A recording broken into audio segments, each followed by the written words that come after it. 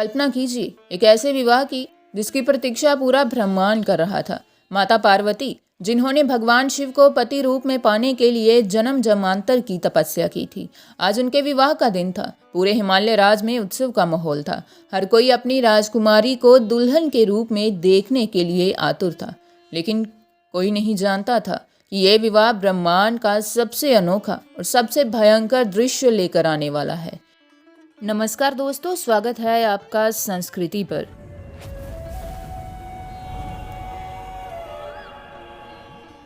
द्वार पर नगाड़े बजे, बारात आ गई थी, लेकिन ये कोई साधारण बारात नहीं थी। जब माँ पार्वती की माँ रानी मैनावती आरती की थाल लेकर द्वार पर आई तो सामने का दृश्य देखकर उनके प्राण सूख गए। उन्होंने क्या देखा? उन्होंने देखा एक दूल्हा जो किसी शाही रथ पर नहीं बल्कि एक बूढ़े बैल पर बैठा था, जिसके शरीर पर कोई राजसी वस्त्र नहीं बल्कि शमशान की राख मली हुई थी। गले में फूलों की माला की जगह भयंकर विषैले सांप फुंकार रहे थे और उनके पीछे बारातियों की जो भीड़ थी उनमें देवता तो थे, लेकिन उनके साथ थे भूत, पिशाच, अघोरी, चुड़ैलें और भयंकर दिखने वाले गण। कोई बिना सिर का था तो किसी की कई आंखें थी। एक माँ का हृदय ये कैसे सहन कर पाता? रानी मैनावती के हाथ से आरती की थाल छूट कर गिर गई। हाहाकार मच गया। मेरी इतनी कोमल, इतनी सुंदर फूल सी बच्ची और इसका जीवन साथी ये अघोरी। ये सोचते ही रानी मैनावती डर और सदमे के मारे वहीं मूर्छित होकर गिर पड़ी।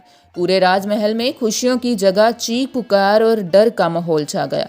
माता पार्वती ने जब अपनी माँ और अपने परिवार की यह हालत देखी तो उनका हृदय पीड़ा से भर गया। वो शिव से अथाह प्रेम करती थी, लेकिन एक बेटी होने के नाते वो अपने मायके वालों को इस तरह भयंकर पीड़ा और भय में नहीं देख सकती थी। और तब भगवान शिव की उस भयंकर ऊर्जा और परिवार के डर को शांत करने के लिए माता पार्वती ने अपना एक अत्यंत शक्तिशाली, तेजस्वी और अलौकिक रूप धारण किया। उनका रंग तपते हुए स्वर्ण के समान चमकने लगा। उनके 10 हाथ प्रकट हुए, जिनमें त्रिशूल, गदा, तलवार और धनुष जैसे अस्त्र शस्त्र थे। वो एक खूंखार सिंह पर सवार होकर महल से बाहर आई। लेकिन सबसे खास बात थी उनके मस्तक पर चमकता हुआ आधा चंद्रमा, जिसका आकार एक घंटे के समान था। यही थी माँ चंद्रघंटा। उनके मस्तक के उस चंद्र घंटे से एक ऐसी दिव्य और गूंजने वाली ध्वनि उत्पन्न हुई, टन टन, जिसके पल भर में उस पूरे वातावरण की सारी नकारात्मक ऊर्जा, सारा डर और सारा हाहाकार शांत कर दिया। भूत पिशाच उस ध्वनि को सुनकर शांत हो गए। भगवान शिव के गणों का कोलाहल रुक गया। माँ चंद्रघंटा, जो दिखने में एक योद्धा लग रही थी, उनका हृदय करुणा से भरा था। वो भगवान शिव के पास गई। इस तरह ब्रह्मांड के सबसे भयंकर अघोरी और दूसरी तरफ प्रचंड शक्ति माँ चंद्रघंटा। लेकिन माँ ने क्रोध नहीं किया। उन्होंने बहुत ही विनम्रता से अपने होने वाले पति से प्रार्थना की, हे नाथ, मैं आपके हर रूप से प्रेम करती हूँ। ये राख, ये सांप, ये भूत मेरे लिए सब पूजनीय हैं, लेकिन मेरी माँ, मेरे पिता वो साधारण मनुष्य हैं। वो आपके इस वैरागी और रौद्र रूप के रहस्य को नहीं समझ सकते। मेरी आपसे विनती है, कृपा करके मेरी माँ के हृदय की पीड़ा को समझें। मेरे परिवार के लिए एक बार, सिर्फ एक बार एक सौम्य और सुंदर रूप धारण कर दीजिए प्रभु। पार्वती माँ की इस करुणा और प्रेम को देखकर भोलेनाथ मुस्कुरा दिए।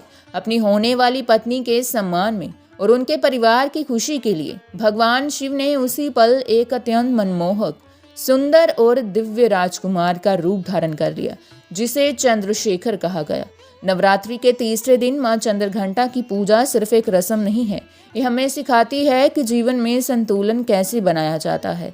माँ चंद्रघंटा हमें ये बताती हैं कि एक औरत अपने परिवार की रक्षा के लिए रणचंडी भी बन सकती है और ज़रूरत पड़ने पर अपने प्रेम और विनती से भगवान शिव जैसे वैरागी का रूप भी बदलवा सकती है।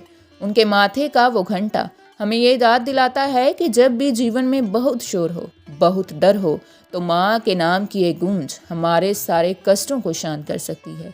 दोस्तों, माँ चंद्रघंटा और शिव भगवान की ये अनसुनी कथा आपको कैसी लगी? क्या आपने इससे पहले इस विवाह का ये पहलू सुना था? मुझे कमेंट्स में जय माँ चंद्रघंटा लिखकर ज़रूर बताइएगा। अगर ये कहानी आपके दिल को छू गई हो तो वीडियो को लाइक करें और हमारे चैनल को सब्सक्राइब ज़रूर करें। मिलते हैं नवरात्रि की अगली अद्भुत कथा के साथ। जय माता दी।